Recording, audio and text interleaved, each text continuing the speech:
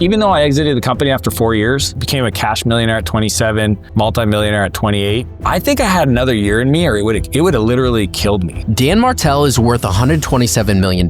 He coaches billionaires and invests in companies like Mr. Beast, and wrote the best-selling book, Buy Back Your Time, the go-to book for busy entrepreneurs. And what I always tell people is don't hire to add capacity, hire to free up your calendar. It's not to hire people to do the work, it's hire people to buy back your time. But Dan doesn't just teach this stuff, he actually lives it. In this interview, he breaks down his favorite frameworks for working less and scaling smarter, such as the drip matrix, and he shares about the 10-80-10 rule for delegation. 10% upfront is the ideation. But as soon as they ideated on the direction, and they would do the rest of the 80%, which is the execution side. And when you can do that, it breaks your brain for what's possible. Dan's methods won't just change how you work, but also how you think. The question has saved me more money in business than any other question ever I've asked. In this episode, I sit down with Dan and he shares the Buy Back Your Time framework that's helped thousands of entrepreneurs grow their businesses. He breaks down his favorite tactics he's learned from coaching and hanging out with billionaires like Richard Branson, and the exact tools and systems him and his team use daily, which we'll link to in the description below. Let's dive in. Can you just share some of your business journey over the last handful of years of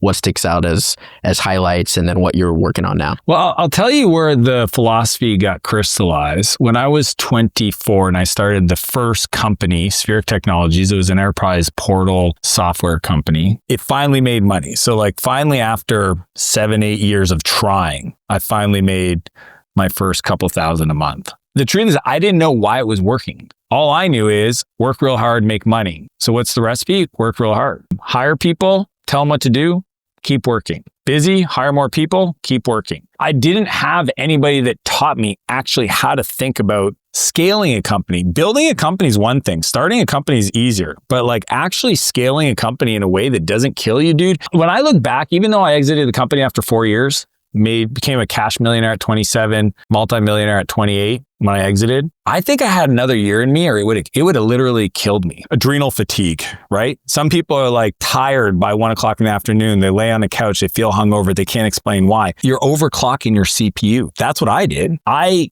had to figure out how to do this because I only have one gear, which is go, okay? You've interacted with me a little bit. I don't have blank space. I don't want blank space. I want to, when I put my head down at the end of the day, I don't have an issue sleeping because I am done.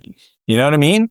What happened is that pain of building that company sent me down a different path. And I moved to San Francisco. That's actually where I met Noah, CEO of AppSumo, founder. And if it wasn't for people like Naval Ravikant and many other mentors that I met there, I don't think I would have started another company. I was angel investing at that point. I probably would have just kept doing that. But learning how to buy back my time, how to create leverage, understanding where to do that, and then literally finding a way of living and executing that is flow. Because that's a lot of people have these philosophies of just put your head down and grind and all that stuff. I don't subscribe to that. I don't think you have to sacrifice. I think you're just not good enough yet. There's a better way. And that's where the Buy Back Your Time framework came from. And that's why I was able to build the next company we built in 24 months, Flowtown. Exited that company to Demand Force. They got bought for $600 million to Intuit. Then I did another one, Clarity with my team there. And it's just I just kept getting better at that process. I don't do anything that doesn't uniquely use my gifts or spend time with people I love. Those are the two filters. And it's clearly working. If you look online, I've read your net worth is cited as around 127 million. I don't know if that's true or not. That's actually usually they're bullshit, but that's, yeah. When you think back at your journey, what do you feel when you hear that number and think through your journey? I mean, where am I at? And this is going to piss people off that are still trying to make their first 10K a month, but net worth, at a certain point doesn't really matter. Most people don't realize that net worth isn't cash. Right? A lot of people are worth $1 billion. And then I lived in Silicon Valley. So I knew a lot of billionaires. I have a lot of friends that are billionaires today. They can't even afford to fly private. because it's not liquid. What do I think about it? I know how hard I worked, man. I'm not surprised that I'm 45. Like, I'm not even young. Like, that's why people follow me and they're like, oh, you're so impressive. I'm not that impressive, dude. I'm an example of literally eating shit when I was younger, deciding to be 100% accountable for my situation, blaming 0 other people, waking up and saying, what can I control? How do I deal with the pressure and the noise of the world? Because that's hard. And that is the hardest part, the mental game. And then where do I create value in a way that feels super aligned and effortless? Because if you just chase money your whole life, it gets tiresome. The net worth thing is interesting because a lot of people look at that as a proxy of value. And I'm not impressed by that. I'm impressed with presence. Like, can you be here now? Or when I'm talking to you, do I see you kind of thinking about the open loops that you haven't dealt with because your phone's buzzing in your pocket and you got to walk, oh, 1 second, I got to take this call, and you walk. Like, and we all know these people and they could have all the money in the world, but they don't have the thing that people that actually understand what I teach, which is the ability to be where their feet are at. How many people go to work and wish they were home and then they're at home and they feel guilty? They feel like they should be at work. Dude, that's torture. Instead of just being honest with themselves and like, just be where you're at and don't worry about it. And this whole life of balance is just silly. Right. So, and you mentioned pain in your own life. I think that's a really good segue to talk about and make this really tactical for people watching this. Maybe they're a marketing agency owner or somebody who is just now growing their business. You make a really compelling argument about a mistake most entrepreneurs make around hiring for growth. And you say instead to hire to buy back your time. Can you explain like what you mean by that? And what does that principle look like? Most first-time seasoned entrepreneurs, honestly, when they feel overwhelmed, they go, I need to hire more people. And the challenge is that they hire people to do the work. If they're a logo designer, they go hire logo designers. If they're a programmer, they build custom apps, they go hire. If they're an agency owner, they go hire somebody to run the Facebook ads. The challenge is that you're going to essentially trade your time to pay somebody a high price to do the thing that you do well, probably better than the person you hired, that you kind of enjoy doing. And then you relegate yourself to doing all the other stuff you don't want to do that they don't know how to do, like scheduling, travel, buying stuff, running errands, conversations, like just managing people. And what I always tell people is don't hire to add capacity, hire to free up your calendar. And that's why it's not to hire people to do the work. It's hire people to buy back your time first and foremost, because first thing, it costs less. So if you look at like where on the value stack, or what I call the replacement ladder, you should hire, the first hire is an admin. Well, an admin's way cheaper than a Facebook ads specialist. They're cheaper than a salesperson. They're cheaper than a marketer. For most people, they'll learn with low stakes how to actually work with another person. Like, dude, most entrepreneurs are crazy. I'll put my hand up. Okay. We're wild. And if you don't learn to tame your wild when you interact with normal people that are very kind and just want to do a good job, but your wackiness and your lack of consistency and your lack, like whatever it is, man, when you hire up, like that's expensive mistakes. Those hours are way more expensive. So I always say, start low, get those things off your plate. For me, it's inbox and calendar. Like I don't manage my inbox. People brag about inbox zero. How about zero inbox? I don't do email. They're like, well, how do you communicate? Through my assistant. Well, how do you do that? A daily call. That's wild. I know. And something that I've experienced and felt, but I've never been able to label it in a framework, is the drip framework that you beautifully illustrate with the axis of what makes you money on the y-axis versus what drains you versus gives you energy on the x-axis. Can you explain that? I remember in junior high, the first time I had a dedicated math class, and it was like, the bell rings and it's a 60-minute class. It felt like 3 hours. And then after that class, I went directly into art class. So I went directly to art class and I loved art class. And the bell rings and I started drawing. All of a sudden, it felt like it was 12 minutes, but it was an hour. Time flew. So time is not linear. It's not created equally. The energy and belief you have about what you're doing affects everything, right? The perception of time, your energy. So for me, when I looked at how do I teach this to other people, the DRIP matrix, okay, which is an acronym, delegate. So first thing is all the stuff you gotta, honestly, it's the 3 Ds. It's do, delegate, or defer. So like some people, and delete, they just have to delete stuff. Then R is the replacement ladder. That's saying, okay, I have this business. How should I hire in what sequence that would be the least amount of money to buy back the most time? So I walk through that replacement ladder. As I said, the admin's level 1. Then we go to fulfillment or delivery. Then we go to marketing. Then we go to sales. Then we go to leadership. And that's the sequence, because the higher you go, the more it costs for labor. And it does buy you some time, but not a lot of time. An admin can literally buy you back 30 to 40 hours a week if you give them your inbox, because that's their to-do list. Your inbox is nothing more than a public to-do list of other people, strangers from the internet on your time. It's kind of wild when you think about what it is. And then invest is like, okay, I bought back this time. How do I invest it to get more money from my time, right? So that's the invest. And that's relationships, that's knowledge, that's skills, that's habits, that's mindset. To be able to say, okay, I bought back this time. I have an assistant now taking care of 3 hours a day, managing my inbox, running errands, all that stuff. Now, where do I invest my time to get better? Because that's how the market works, man. Whether you like it or not, if you don't like it, go find another country. But this is the country we live in, and this is how it works. You get rewarded financially for the value you create, which is the size of the problems you solve for people. If you don't solve big problems, go learn how to solve big problems. Then the last one is production, which is produce, which is do. You know, when I watch like Benny Blanco, the music guy, like, dude, he does the thing and only the thing that he can do. Tour with Ed Sheeran and say, let's write songs. And next thing you know, he's written literally the 25 top pop songs for Ed and other artists at the time over a 4-year window. He shouldn't be worrying about anything other than that produce quadrant. And I think most people have not done the work to sit back and actually ask themselves, where's the intersection of the thing I love to do, that the world values at the highest level, that I can monetize and get rewarded for it, and just really fight for that in your calendar. Things that make me create the most value and that just absolutely set me on fire with positivity.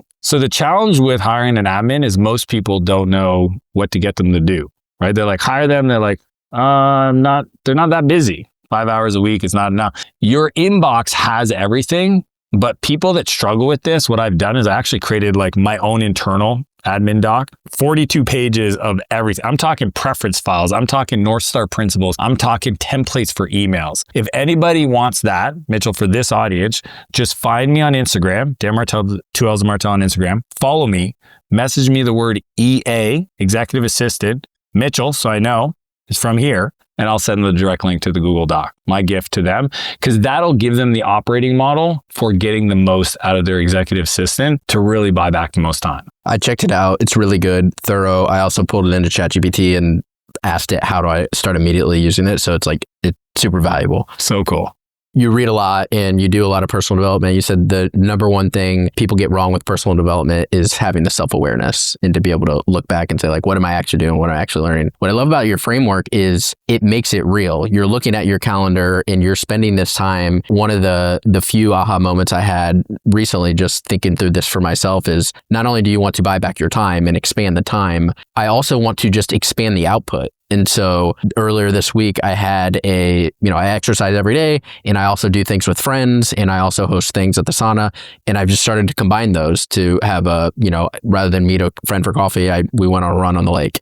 And so same amount of time, but now there's 2 boxes in the investment quadrant or in the produce. Like, I love this. And I filmed a little like behind the scenes for my own like personal podcasts and channels. Same amount of physical time here. I'm going to shoot this, but I'm expanding that. And so the encouragement I have for other people is just to start very, very small, but have this framework that you've laid out beautifully to start to just, if nothing else, get curious. I wonder where maybe I can maybe combine these things, or what would I do with more time? I mean, just simple stuff like some people still don't use the apps. You see all the boxes that came to this door, like, man, I don't want to drive around to do stuff. And I want to make sure I look at opportunities to do what's called net time, no extra time. So post workout this morning, I sat in that hot tub out there on the phone doing one-on-ones with my executives, literally sitting in the hot tub, standing up too, by the way, because I'm in Austin and it's sunny here and I want to get some sun and I'm doing these calls and I'm like loving life. Or like you said, working out with people that want to meet with you. That's why I do my Tuesday morning founders hike. Every Tuesday, it's an open invite. Anybody that wants to have coffee with me, the answer is no for coffee, yes for the hike. But the hike's at 6:30 in the morning in Kelowna, BC, which means you're going to have to get on a plane, come meet me there, be there on time, because trust me, the group leaves. And that way I never say no to people, but it's your interface. Most people don't design their life in a way where other people plug into it. So they're always bending their schedule for other folks. If I'm asking for your time, I will change my calendar for you. If you're asking for my time, here's my life.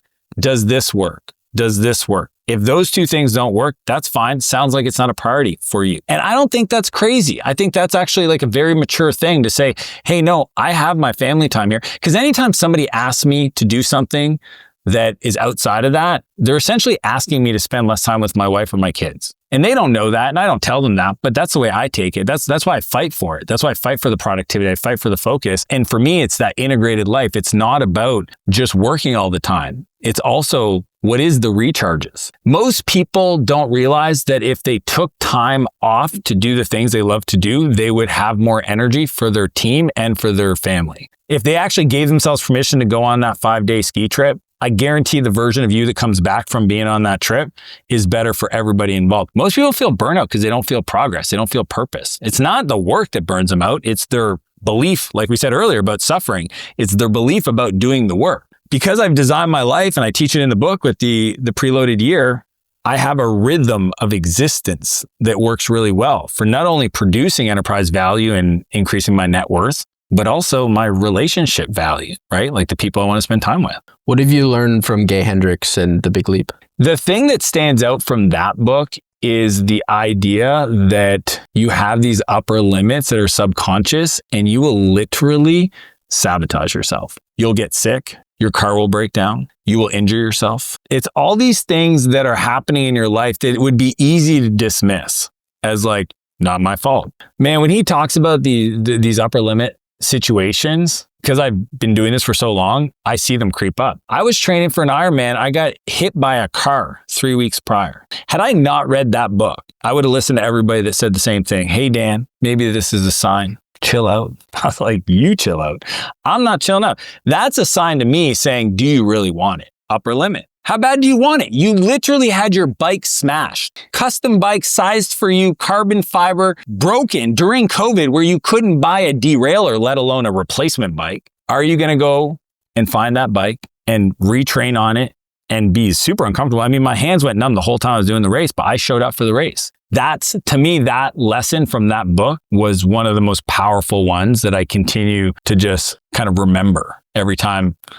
There's that complexity ceiling. And you've labeled them nice. Was it like time assassins in the book? Oh, the time assassin. Yeah, there's 5 time assassins. I think the self-sabotager would be in the realm of what Gay Hendrickson talks about, but I went way deeper on just like the psychology of things, man. Right. The vices. Right. You know, a lot of people think, to get rich, you need systems. And I wrote the book on it, so I get it, right? What I've learned is you can become a millionaire building systems, but if you want to be a billionaire, you got to build people. Like the skill of being really wealthy is the skill of you becoming a person worthy of following. Because that's the thing. Leaders can only be a leader if they have followers. But then those people have to go find the other drivers in the world, the people that are going to go build. Here's a better way to think about it is most people hire folks that they wouldn't work for. Most people hire people because they're safe to hire. It's the elimination of the short-term pain, not realizing that's going to create much longer-term pain. And it's also safe. I know more than this person. They can't screw me over. They listen to me. They don't push back. That's safe. What's not safe is I'm paying a lot of money for somebody who knows way more than me to manage a really important part of my life that I don't really know if he's doing it right or wrong. And I really hope I can trust them. And there's like all this like assumptive fear. And what you don't realize is you're projecting into that person those fears. And guess what will happen? But that second example is where the growth is. And it's almost like the growth is the inner work you do right to not feel that way with that person. Have you ever watched a Richard Branson interview? Richard is not the smartest cat in the room.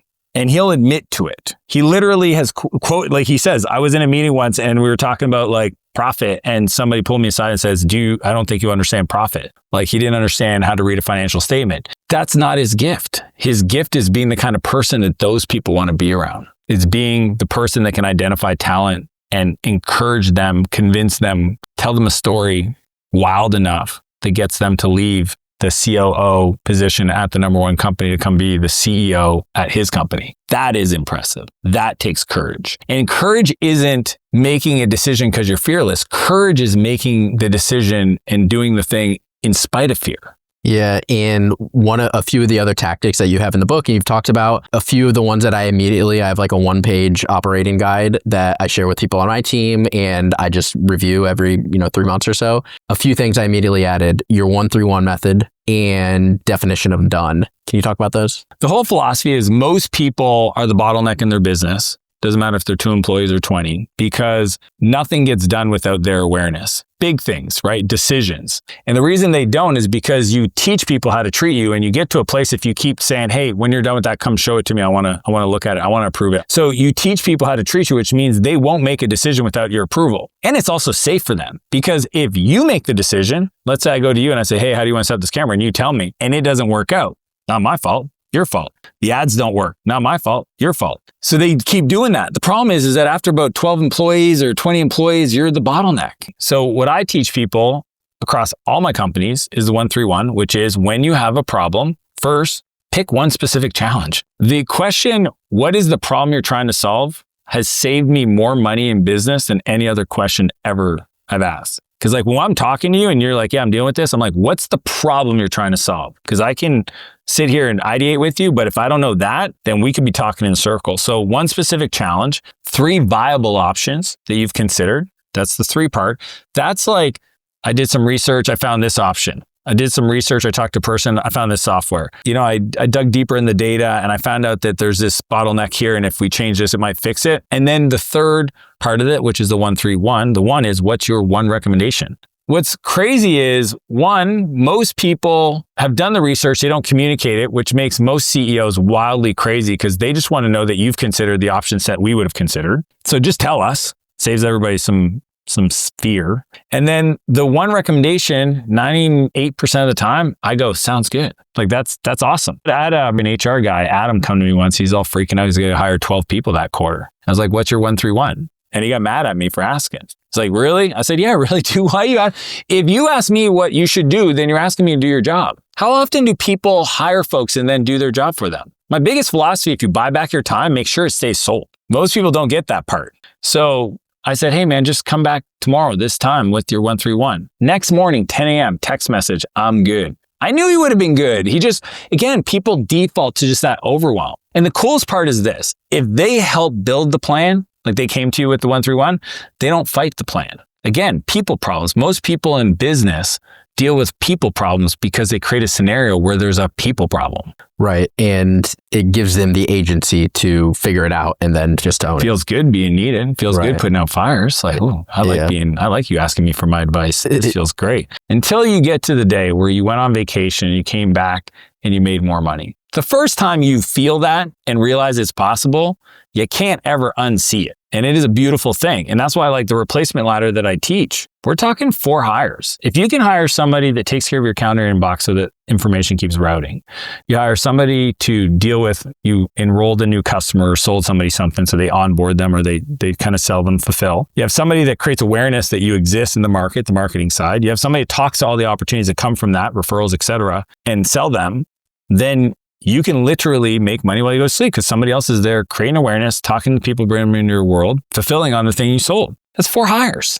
That's not 15. That's not 30. So I see these business owners and I go, look, I get you think that you're the only person that can clean the windows or mow the lawn or fix my roof or whatever. That's a limiting belief. Let me draw it out for you. And the faster you become an entrepreneur, not a low-paid employee within your business, because that's the truth. Most people are making less than they would if they worked at McDonald's for the amount of hours they work and what they make. The faster you'll get that mind freedom. And what's definition of done? The definition of done is one of those skills that I learned in agile development, which is when you request something from an engineer, developer, you create a user story. And the last part is you actually say what the feature will do. So if it's reset my password, it says I requested a reset and I get an email with a link and I click it and I can reset my password. It sounds silly, but you have to write that in there or the engineers will just be like, yeah, you can reset your password, but it's this weird 16-step thing. So most people never learn this. So when they delegate, they go, hey man, we need to update the website. That's what it sounds like.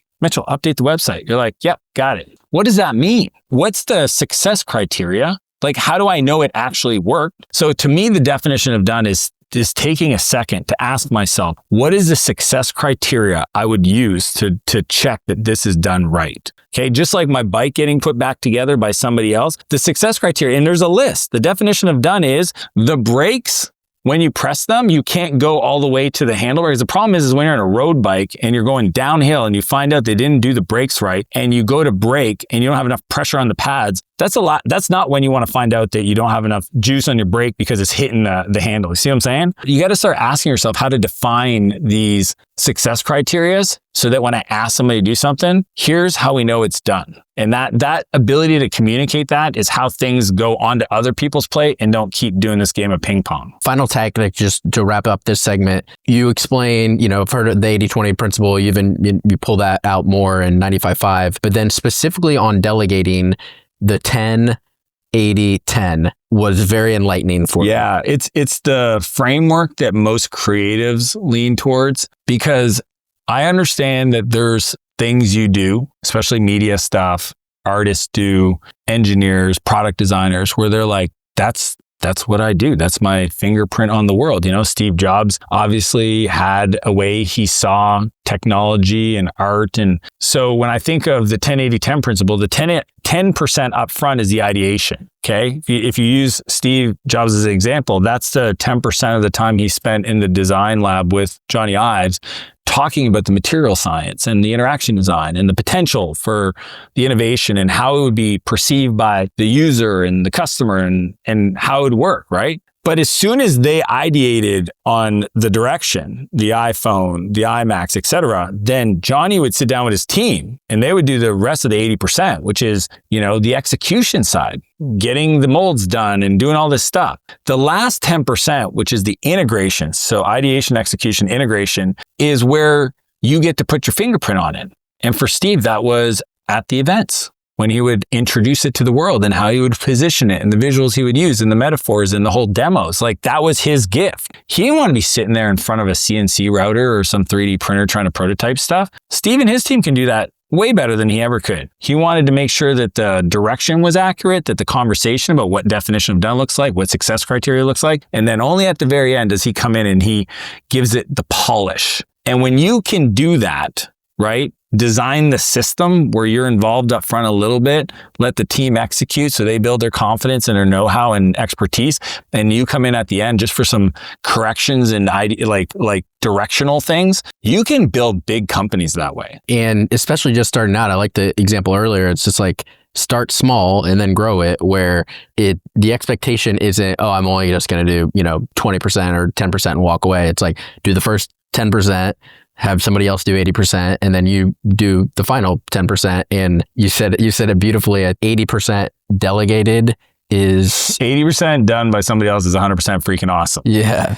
And if it's not, go be better. See, I didn't put that in the book, and I probably should have, because that's the thing. Some people are like, well, 80% is not good enough. You still have the threshold of quality. Then go be better. Right. Because you being better means your 100%'s better, which means their 80% is your old 100%. See what I'm saying? That's the leadership part.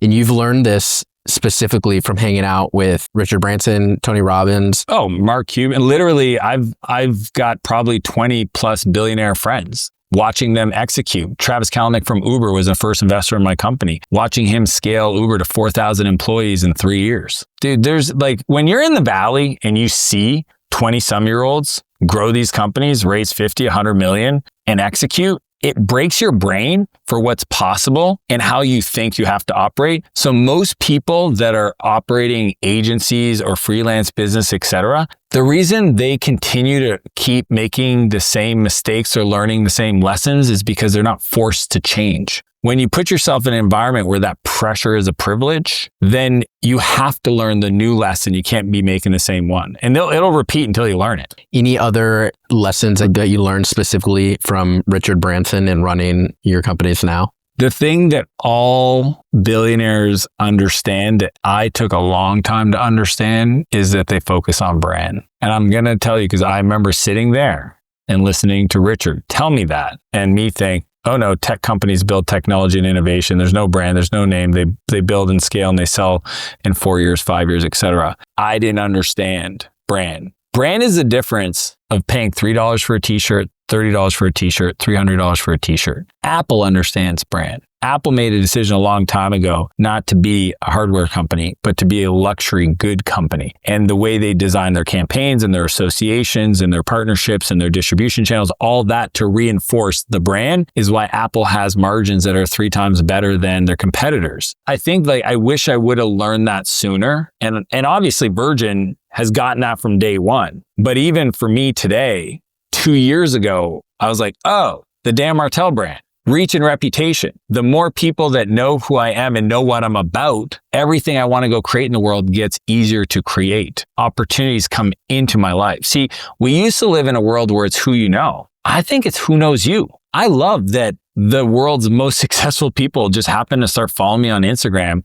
and I can build a relationship with them to then go help one of my portfolio companies do a brand deal with somebody they admire. That's a difference maker that most people, including myself, underestimated in my 20s, that if I had to go back, I would have started way back then. Any specific names that come up when you're like, oh, whoa, they just followed me? Oh, Chris Bumstead last week.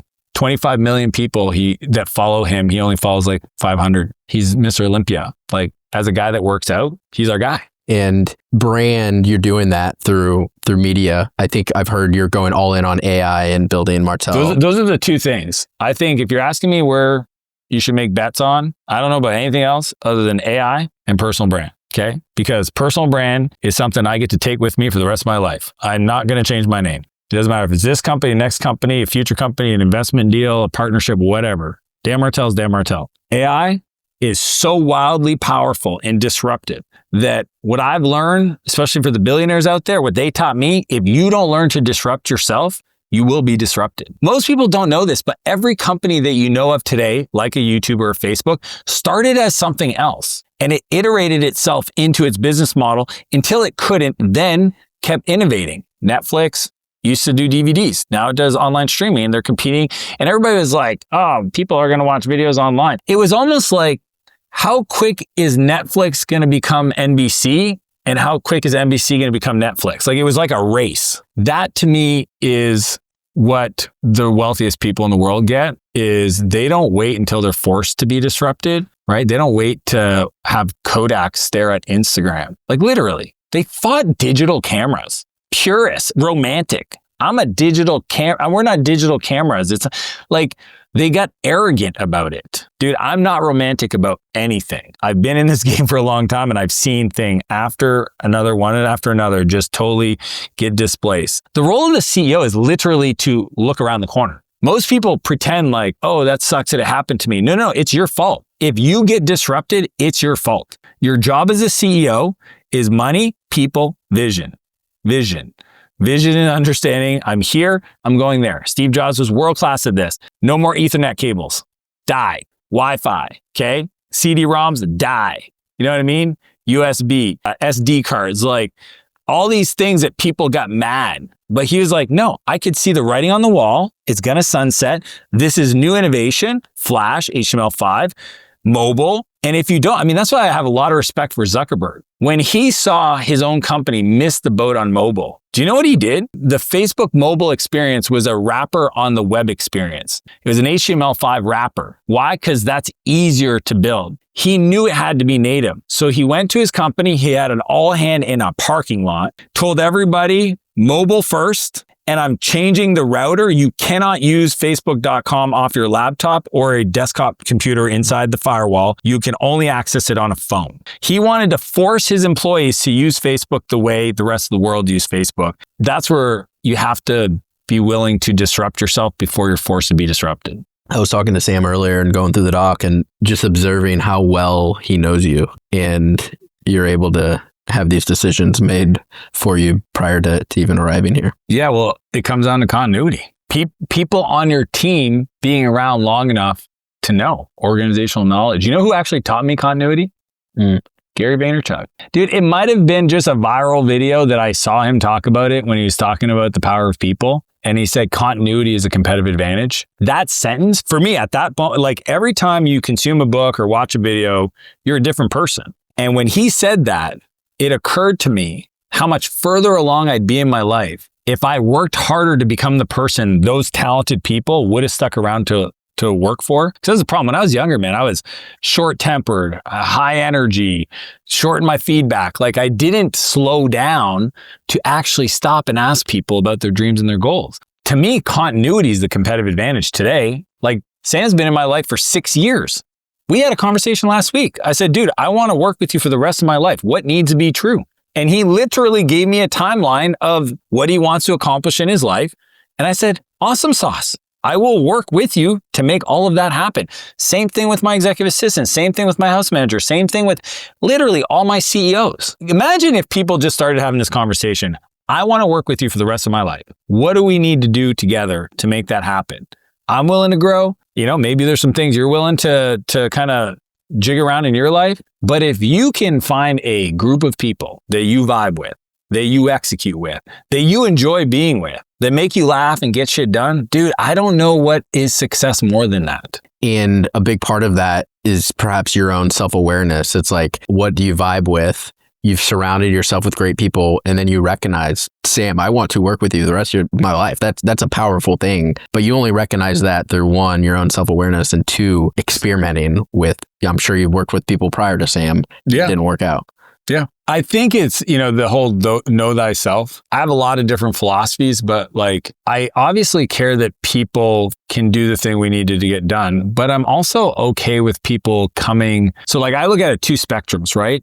I need to either hire somebody that comes with the playbooks. Okay. And those are the people that when I'm interviewing, I ask myself, in some alternate universe, would I work for this person? And that's how I hire pretty much director level and above. And then I go to the other end of the spectrum, what I call high potential entry level, or HIPPLES. I got this from a guy, Robert Smith from Vista Private Equity. Okay. He talks about this. Those are people that are the hidden gems of the world. The Sams, for sure. These are people that if you actually slow down to get to know them, they're sitting on your team. And that's how Vista does it. They literally top grade all the team members when they buy a business to find the high talent, high execution, high output leaders, and then the high potential entry level people, and then create almost like a mentorship structure to bring them along. And I would say that skill is the thing that when people get close to me are most impressed with. You just see the way they think. I can't teach that. Like, you either lights are on or lights are not on. And then every once in a while you meet one of these high potential entry level folks. And honestly, like those ones, I just try to, how far, how much more responsibility, how many more projects can I give them a direct report? Opt in on my team. I say, go hire 3 interns. Here's the key. Don't hire somebody you wouldn't feel comfortable working for at a young age. Got it. He went and interviewed like 15 people, blah, blah, blah. And he's going to have his little team. Again, I'm teaching him how to be a leader, right? Took nothing on my team. I literally had a conversation that lasted 36 seconds. But watching him get excited about the potential, that's where it's at, man. It's continuity is a game changer. If you realize it's about developing the people, and the people build the business. And part of you said the job of the founder is to set the vision. Your vision right now, you said you're very bullish on AI. What's your goal there? Oh, right now we're 3 months into a 33 months left, building $1 billion of enterprise value, and on track. No concerns. Numbers are panning out. Team's been built. Office has been built. That's the fanciest office I ever built. I don't know why. We kind of got crazy on the budget there. But yeah, I mean, when I decide to do stuff, if anybody follows me, I attack it with it's almost like obnoxious. Like I'm maniacal. But again, time and energy. I looked at my calendar. I said, okay, 80% of the stuff I'm doing in 12 months can't be there. Sat down with my assistant, color coded everything. And this is how I do it, because I'm not that smart. I have a few things I do really well, but like when people say like IQ, other people are way smarter than me. I try to design simple. I think that's why people resonate with my framework. So anybody can do this. You look at your calendar and you say, okay, some things are low value, higher value, highest value. Okay. When I decided to build Martell Ventures, my AI venture studio, I just started color coding things. That's the highest value, meaning that I need to spend more time there. I know in 12 months, it needs to be most of my time.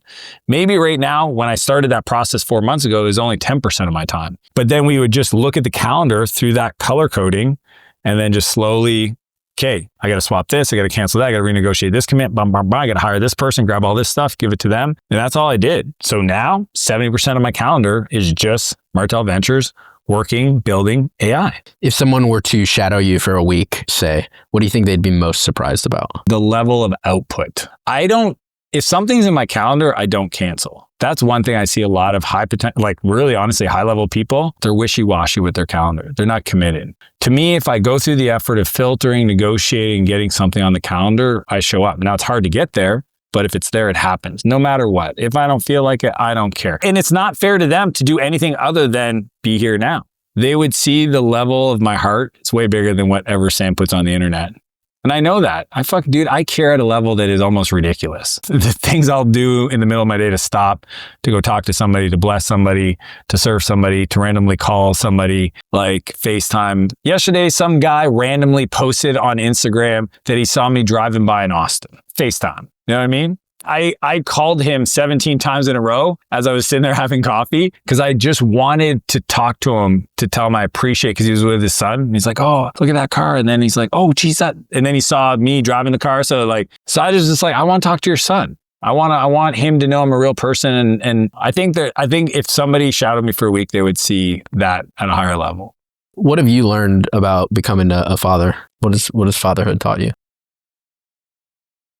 I still got work to do. The moment my first son was born, and I realized that the way I show up in his life is going to set a process that, like how I father him, whether I like it or not, he will model for his son. Because I did, and I had to unlearn the things that were not supportive. I felt this sense of responsibility that I'm like, geez, I'm not good yet. My kids have made me a better person. I continuously get feedback from them. That's my favorite thing I do. I literally ask them once a month, how can I be a better dad for you? Dude, I get emotional because my kids are they're the coolest. Sometimes I'm driving and they're singing in the back seat and I start crying and they can't see me because they're sitting in the back. Because I just didn't believe that this was there was a long time I didn't think this life was in the cards for me. And it's pretty rad. I've heard you share about how grateful you are to have met your wife when you did. What do you think would have happened if you met her earlier in your journey? Well, we wouldn't be together. It's funny, I was arguing with a guy. I don't really argue with people. Somebody saw a clip of me talking about that. The thing I'm most proud of, the best decision I ever made was to do the work to become the person that I knew that today I can look at and say my wife that guy 10 years prior, she would have met out and about and immediately saw through him and bounce. She's a freaking angel, dude. My wife is the coolest woman, period. Renee is so fun. She's adventurous, feminine, beautiful, athletic, entrepreneurial, family oriented. Dude, by default, I'm very you know what I mean? She's slow it down, dinner every night. How was your day? So she has her pod, I have my contents. I think I'm on her pod now. I don't know. She talked to my team and said I'd like Dan on every 10 episodes or something like that. I used to be every 100th episode, which is always fun because she always predominantly interviewed women. I don't know, man. I love my wife big time. It's really cool to see. Yeah. I appreciate you sharing that, as well as your family, and it comes through. I mean, it's hard to paint a full picture when you're just watching someone's content, but when you talk to people on your team, and I know that you've been really supportive of not only I look at you and I see your superpower. I'm curious what you think your own superpower is, but it's your ability to connect with people. And that starts with first having to connect with yourself. Yeah, you can't give what you don't have. I learned that in rehab. You can only keep what you give away. A lot of people want love. They don't love themselves. I also have a lot of reps. So what most people wouldn't know is when I was in rehab for 11 months, every cleanup that happened after breakfast, lunch, and dinner, they paired us with another resident. And every cleanup, you shared your story or you heard their story, their life story. And the philosophy was the more you share your story, the more it reduces the sting, the more you pull out the venom. Let's say while I was there for 11 months, there was 350 residents come and go. And I was there for 11 months. So that's a lot of days. That's 300 days times 3. That's 1,000 people that I've got to know them, hear their story, or I got the chance to share my story and really the understanding of what happened to me and what I believed about it. So you like take that and I come into business life and I'm sitting in a board meeting, I'm watching a guy and he's saying this and I'm like looking him in the eyes and I can read him like an x-ray machine. And he's like trying to do something shady and I see it. And I also grew up on the street. So like, I have a lot of sixth sense about things. If that's my superpower, I know for sure where it came from. But I think that's kind of how it works for everybody. The thing you went through that hurts you the most is actually your biggest gift. Everybody's like, hey, Dan, how do you find your purpose? I could tell you probably don't want to know. And they go, well, what is it? And I said, it sits right next to the worst thing that we've ever gone through. Dan, this has been awesome. Thank you for sharing. Is there any final message you want to leave the viewer to take away, a challenge, something for themselves that you want to I would just ask anybody that's listening if they feel compelled by what I've shared, follow me on Instagram. I will honor that follow and put out as much quality, value added, honest, heartfelt, real content. Like to me, that's my commitment to the world. Anytime, and trust me, as you know, as a content creator, there are days where I don't want to do it. And I go, shut up, Dan, with the polite and nicest word, whatever, kinder words. This isn't about you. You made a commitment. People are watching. Show up. Anything's better than nothing. Listen to your heart. Do it for them.